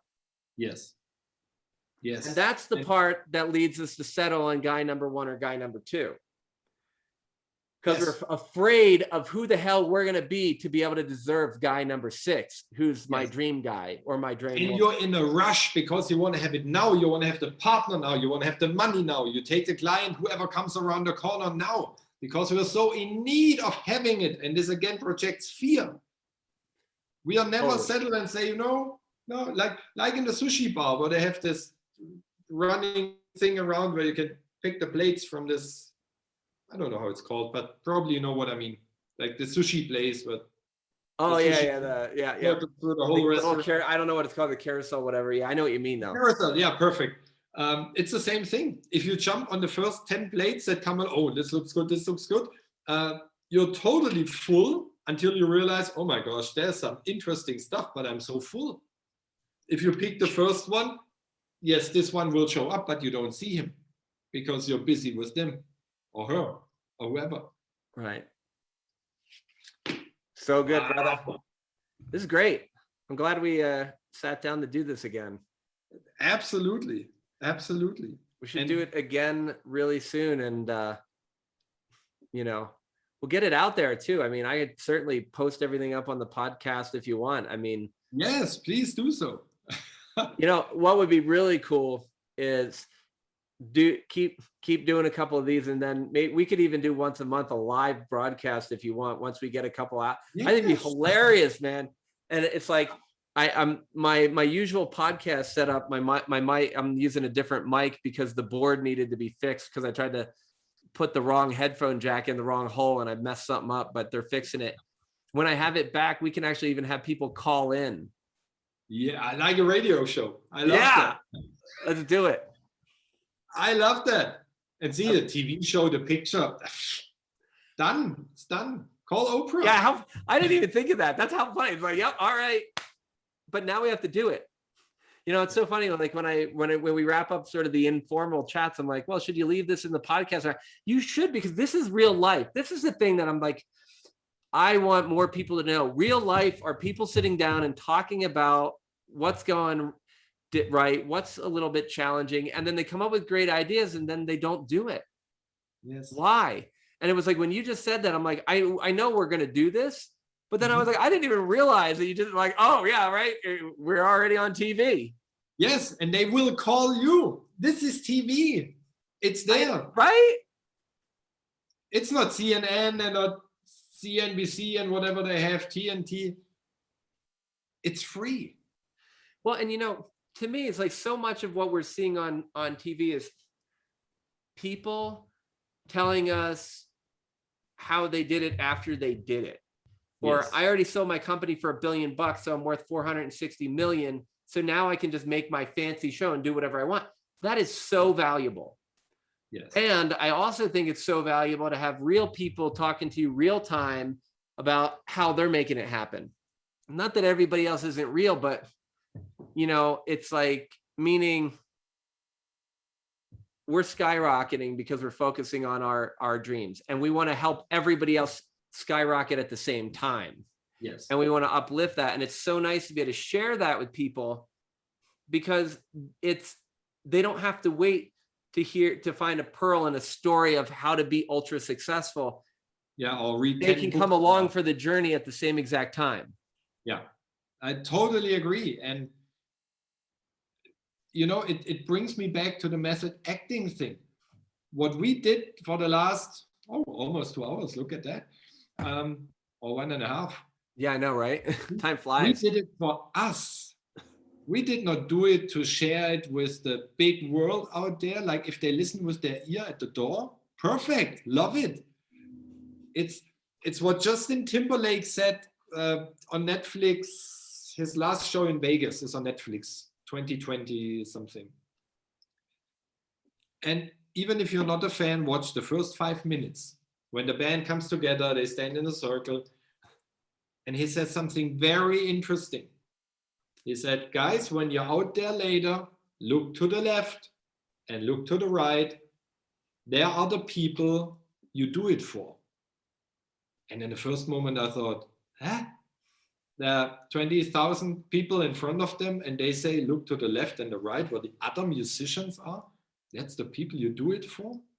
Yes, because if you have ever experienced live musicians, when they have a jam session, they are so in contact with each other. They're so in sync that one stops the solo, the other one takes over, a third one jumps on top, somebody sings along. They are a unity. They don't care about the 100 or 1,000 people that stand around. They are so connected within their musical circle. Yeah. It's like with us, we do it for ourselves, for us. And we don't say, oh, let's make a million hits with what we just recorded. This will be. It will be. Yes, but it's not because we want to play it out to the people and say, hey, people out there, listen to us smart asses. No, there are two guys that are on the middle of the road, wherever in the vibrational level, and they just share their experience, their knowledge, their learning, and their setbacks. And it, you know, it's what's really interesting too is it doesn't matter where you're at on the steps. That's just a vibration, you know. Absolutely. And when you said that, Derek Trucks, whose uncle was from the original Allman Brothers, and then Derek is a slide guitarist. He plays guitar with the Allman Brothers when they still were kind of touring and together. And he's in the Tedeschi Trucks band and whatever.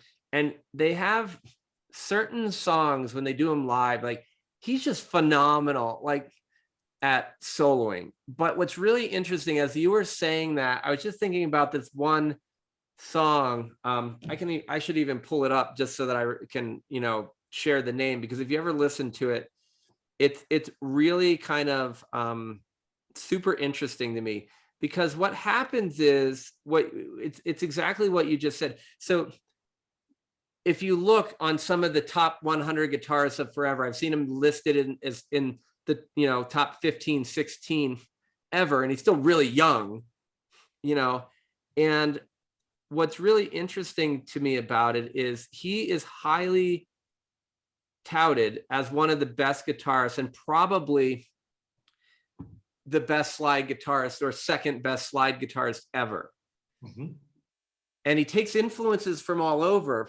But what's really cool about it, with what you just said, is there's this song, Crying Over You live, right? And it's kind of this goofy song. It's kind of cool, but it's kind of like whatever. And then they start riffing, and it's like he does a little something, the organist does a little something, the drummer does a little something. Like they do a little give and take for a while. Yes. And they do give and take, and they are what you just said. They get they get really tight together. They have to play pay off attention to the other right. musicians. And then he explodes. I mean, my hair's, I literally have goosebumps. This guy goes into a slide guitar solo, like he just, and then he mixes up his slide and his regular and everything, but he goes etheric, but he didn't do it on his own. Yes. Like he put the time in the study to be able to, but the whole band congealed to this thing that lifted all of them up and allowed him to take off. He would not be as great as he is if it wasn't for those supporting him. And it's just like, when you said that, I was like, oh my God, now I know. I appreciate the feeling inside the music. And as a musician, it moves me. And as a guitarist, I'm like, Yeah. when I listen to that song, it's something about the build. And this is what I've always told people I love about guitar solos, where they build, and they take you somewhere. They take you on a journey and then they set you down. And this thing is just, it just ramps everything up because they do it together. And they're in that harmony you were talking, that Timberlake was talking about. Yeah. And it's just, they're in that zone. And literally, if you ever watch him play, because I've seen him live, I'm like, he's one of the most, he'll just stand there and he'll go over and look at somebody and they'll just do something together. He's like so not into the crowd at all. Yes. He's like in the this crowd will follow. And this is the interesting thing. Because they don't do it for the crowd. They don't do it for the applause. They do it for themselves. And the first time I saw him, I was like, this guy does not give a fuck about the crowd. He just like wants the money or something. Like he literally is almost like doesn't care. Yeah. But that's not what it is. No. He's doing it for himself and he's letting spirit be expressed and bringing us on that journey that we all want. Yeah. That stuff is gold, man. And I think there is the big secret, the really big steps when God takes over or spirit takes over and says, just got out of the way and now let's bring this baby home. And it's like what I felt when I first, and this is so long ago. I mean, I can't even, it's almost like I don't, like, again, like I'm admitting it because it was a real thing and I want people to understand that, right? But it's like when I saw him, I was just like, he so like doesn't care. Mm-hmm. Right. But what it was he was so undistracted by anything other than what he was there to do. Yes. And his thing is just, and when you read interviews, the stuff he studied to allow that guitar to express his spirit in a way that no one's ever expressed it. Golly. So why would you spend all this time, money, effort, years of dedication of training to play the guitar to that level to be distracted when it counts the most? Because the goal is a different one. I really think that most musicians have the goal to have 50,000 people in front of them and just play Woodstock or whatever and be all of that. Yeah, yes, that's a goal too. But it's always, I give something and I want to have something back. It's like I totally detached from click rates and stuff like that. I met someone on the cruise and he wrote me afterwards and I said, I looked at some of your videos. They don't have that many clicks. What's wrong? And I wrote back, what do you mean? What's wrong? I would expect more. And can you explain this to me? I said, no, but I have my goal. And if 100 people watch the video or 10 or 600,000, I don't go and check whatever I do. I just put it out and I don't check it every week and get all hyped up about, oh my God, so many people clicked at it. No, the right people will look at it. At the right time. At the right time. And even if it's after the movie is out, then everything explodes, or even if not. And then came a beautiful quote, I think also from Wayne Dyer. He said, your job as a master is not to have as many students as possible. A true master creates more new masters. And new masters is not the big crowd of 1 trillion people. Yeah, or 6 million subscribers on YouTube or whatever. Yeah, it looks nice and you can press people, but honestly... Well, his mentor was Jack Boland.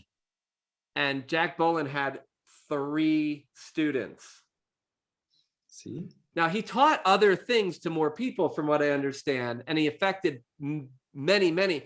but 3 like inner circle students. Wayne Dyer, Mary Morrissey, Les Brown. I mean, but how many people, because he focused on what the dream and creating masters, not creating followers. Yes. How many people has he really impacted? I mean, if you think about Wayne Dyer alone, then you add Les Brown and Mary Morrissey, you're just like, I mean, that's a revolution on the planet because he focused his energy on 3 people. Yes. And what was really interesting is because I do some stuff with Mary, I've heard what it costs to work with him. And I was like, swallow. But it was like, and they all graciously paid it more and more, every year, because it was a symbol of their dedication to each other and the mission, and it had nothing to do with the money. Yes. It's and they were committed. Like Napoleon Hill. He made not that much money in his lifetime, but what he created over all the years. Excuse me? I don't even know if Wallace Wattles got any money. Right? I have no idea. Probably like literally some of the people that I teach, I recently got them on this, and we should do like a series on this too, but it's like, you can buy all 3 of his books on Audible for 1 credit, or you can buy them all separately. And I got them all together, and it's like 1 credit. And then I wanted to be able to actually read it, and I looked, and like the books are like $4 or $6 or whatever. I looked on Kindle, you can buy them all separate. I bought all 3 together for 49 cents. But that is but I'm right. It's just so profound. I listen to it and read it every day. Doesn't matter the money, it's the meaning you put behind it. And with Jack Boland and the investment to get that, it was a symbol of the commitment and the dream that all these people had. And it's like, then Mary tells a story of having like after there was a lot of financial stuff that came up, in the course of certain people in the organization not being, on the up and up, and that all. So now we're like, oh, I have this church. I want to get this building, and it's going to take me like 10 years to get there. And Jack's like, why not have it this year? And they're like, it's a $10 million property. We have $40,000. And he's like, so by the end of that year, they had the property and they had broke ground on it. And so we grow up in this thing where we focus on the external appearance rather than what we've been talking about, which is that goal. Yeah. The mission. And that's something I realized too. It's this giving. Like in the background, I have Facebook open. Just before we came on, I read a message from someone I don't know. And it's the friend of a lady I spoke to on the cruise. Like when I gave my first keynote, as it was my vacation, like was unexpected. One of the crew members came and said, there's a lady waiting for you. She would like to speak to you if I would be willing. I said, of course. And she was in tears, and we spoke for 1.5 hours, and I poured my heart out on her in self-belief and trust. She said she was with the doctor on board. She got some medicine. She wants to leave the cruise after 3 days because her husband now moved somewhere else, and her whole life broke apart. And she lacked so much self-esteem. And at the end, she asked, so what can I do good for you? How much do I owe you? And in my mind, I thought $800.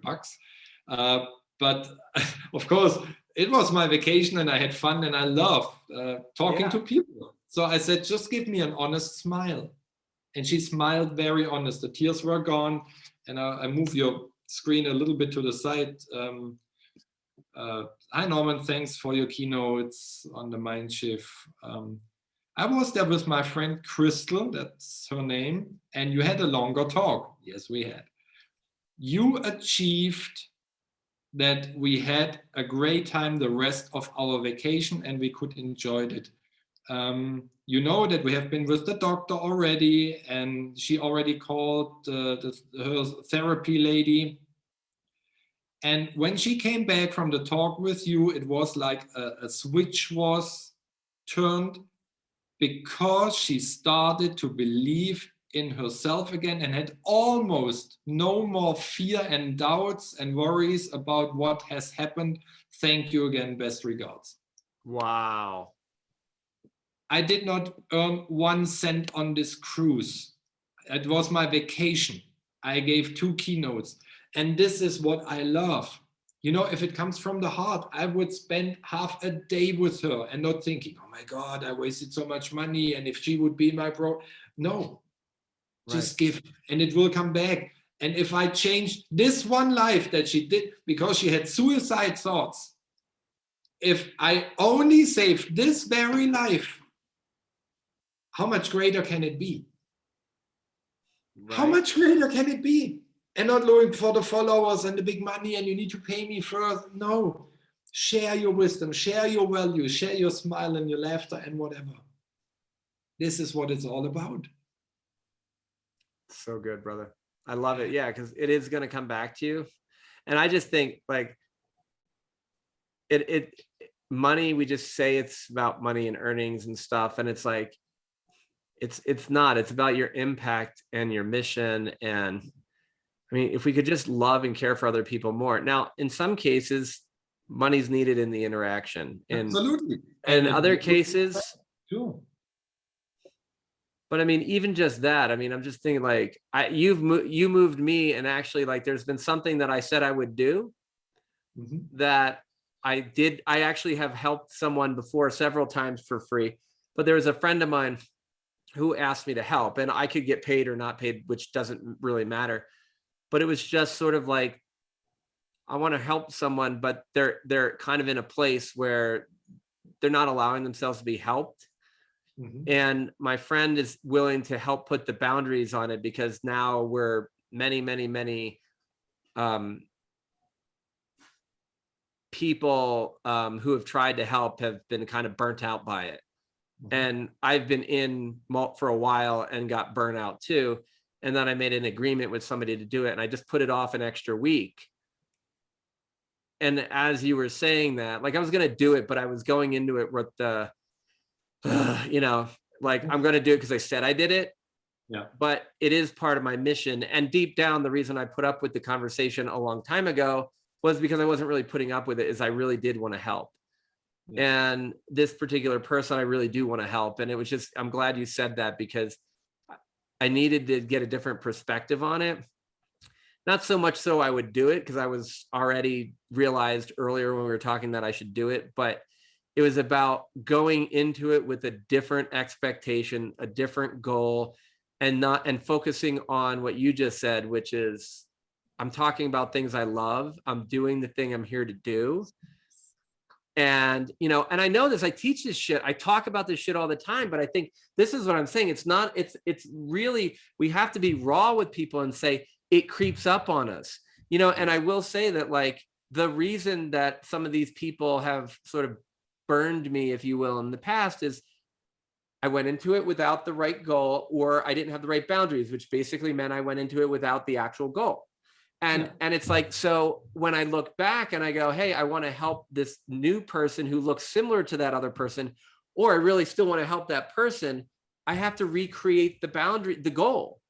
And if I create the goal that I really truly wanted in the first place, that was in my heart, it would have been fine. But I have to hold up the damn mirror and go, oh shit, you know why I let that person down by letting myself down in that mirror. But then, like, if you read about Vernon Howard, you know, with the whatever, the path, the cosmic power, whatever the hell it's called, mystical path, the cosmic power, I think. But it's like he talks about just being aware. So the thing that, like, I'm working on is I'm very aware of all of those things I just said as they happen. The difference between what Vernon Howard is saying and what I've experienced for most of my life is I'm very aware with emotion. He's saying be very objectively aware. So whether you're doing something right or wrong, you're just aware that you're of what's going on and without judgment. And you practice that without judgment. And that's why I just, like, when he said that, I was just like, I mean, but now, so it's really interesting. You doing that for her for free and sharing that story with me now is going to allow me to have a better relationship with this other person who desperately needs help.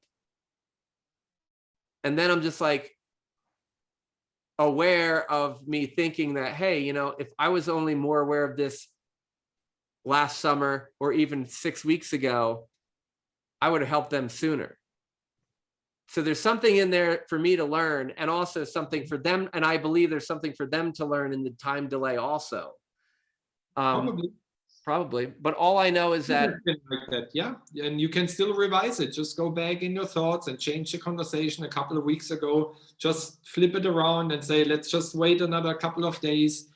Then we have more space. Easter is gone, stuff like that. Just revise it. And it was so cool about what you, that too. And we'll have to, maybe we should pause. I know it's been forever now and it's really late for you. And we should dive into this one. This is a great one, but it's like, because it's all quantum and it's all already happened, we can just go back and decide, you know, it's just our mindset on it. I can go back to the very beginning of the whole relationship and have a new goal for the whole thing, which will just, because absolutely. I'm going to focus on it in the moment, not. Yes, give energy right now and it will change it all. Love it. Thanks, brother. My pleasure. And so fun. I thank you for all the opening lines into it. So we were just like two musicians that had a jam session. Exactly. It just morphed into each other and a little bit further and back and into it. And love it. Can't wait to do it again. Yeah, me too. This is amazing. So much. Oh, yes. Right. Oh, yeah. Remember that. Trust more, believe more. It's the little things. It's the little things. And I think that's the most beautiful thing as a final word from my side. And I let you close it. That we can teach that we constantly repeat and repeat and repeat to other people what actually we should learn. And at one point we finally say, you know, now finally I got it. After a year of studying this almost every second or third day with the vibration, and I get it, I understand, I just have to believe. Now I got it, why we go step by step by step. We always get results back. And if we fall for the first result, the top result will just not show up or we won't see it. Yep. So funny. It's like, I just think about, I've always loved being a physician because the root word basically of doctor goes back to teacher. And I totally agree. I'm just like, personal responsibility in medicine is such an important thing to me, that we help people bring back that they actually have not only responsibility, but they have control in their own life. And I love the fact that we can model that personal responsibility, because I totally agree. I'm teaching stuff I love, and I'm teaching stuff that I want to learn deeper and deeper and deeper. And I say that there's certain things I do say over and over and over that I'm like, Tom, are you going to pay attention to this time? Yes, listen. I do. Yeah. Love it. Tomorrow. Cool. You know, thanks again. We'll do it again soon. Yes, I appreciate it. Have a wonderful weekend, rest of the weekend. No, beginning for you. Yeah. And I look so much forward to next time. And just remember, my prices are based on my talent and not your budget. I will send it over to you. That's love, my friend. Take care, my friend. Till next time. Talk to you soon. Bye-bye. Bye-bye.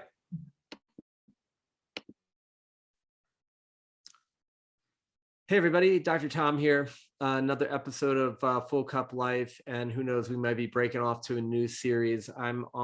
Today, I was just having a chat with my friend Norman Gra, and we were just kind of riffing. We had decided that we would just sit down. We had a conversation about a week ago that was just spectacular. Just talking about the things that we love, the things that are important in our lives, and the things that we're studying. And we said last time was just so power packed, so influential to us. We decided that we would, hit record and just talk. And if something cool came out of it, we would share it with others. And if not, we would just have it for ourselves. And I mean, this just blew me away. I mean, we recorded late in the afternoon where I am. And so where Norman is, it's like almost the middle of the night because he's over in Germany. And it was just really cool to have a sweet conversation. just off the cuff, riffing, having a good time, sharing some of the most important, influential teachers and teachings that have impacted our lives from a health perspective, from prosperity, and just getting out of our own way and really living our dreams. So hope you enjoy it. We're probably going to do a whole bunch of series like this and just riff on stuff. We even talk in the conversation towards the end about some of the different ideas we have moving forward. So if there are things you're interested in, we're certainly even talking about opening up some live conversations with anyone who wants to chat and about this topic. So it is a bit of a long one. I'll have to later on figure out if we're going to do it as part 1 and part 2 or just as one long one. So good. Really hope you enjoy it. I want to say thanks to Norman. Thanks to all you for tuning in. This is a great one, and enjoy it. Subscribe to the podcast and to the YouTube channel and to the blog, wherever you're coming to this from, so that you can hear more about when our next one is up, and also any of the other cool things we're doing. So thanks so much for joining us. Enjoy the podcast.